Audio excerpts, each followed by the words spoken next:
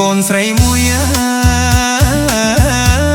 គេព្រួយនឹងខ្យល់ស្រីភ័យយកខាងស្លាទឹកដងសែនថ្លៃអ្នកណាក៏និយាយអត់មកមានកូនក្រមុំល្អនាងក្រមិនហ៊ាន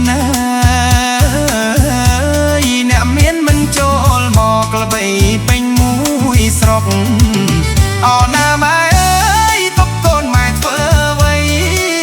បងស្រឡាញ់នាងថាវាគ្រាន់សុំស្ងាយអាណិតខ្លួនណាពេលក្រៃអោខ្លួនខ្ញុំមិនដឹងធ្វើយ៉ាងណាមើលឃើញតែប្រាក់រើពេកណាស់កូនប្រសាឲ្យតែមានប្រាក់ដុល្លារអូណាម៉ែគិតខំសង្ឃឹមល្អអូណាម៉ែគិតខំសង្ឃឹមល្អ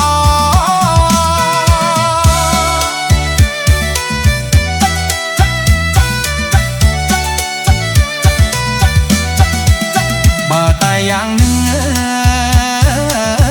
ក្រមុំម៉ែទុកឲ្យល្អប្រយ័ត្នដោយស្រូវទឹកកអូណាម៉ែហួពេលនឹងនិយាយបងមានតែចិត្តមិនហ៊ានចូលទៅស្ទេបើទឹកដក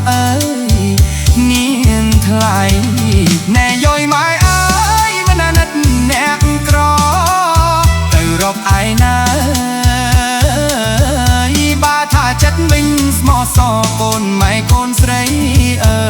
ល្អគាត់ថ្លៃមិន$5,000គាត់ថ្លៃមិន$5,000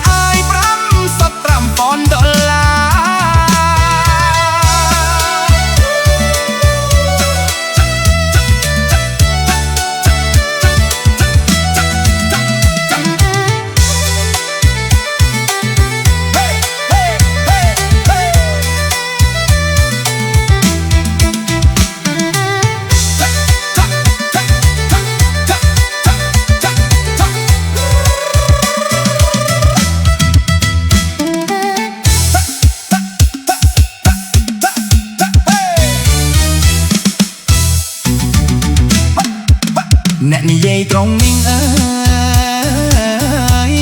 រកកលតែនឹកដាច់ខ្នងទៅរក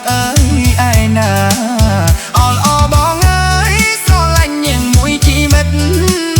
ខាតទឹកដងម្ដាយជួយមិនយល់អាណិតស្រឡាញ់តែប្រាក់មិនគិត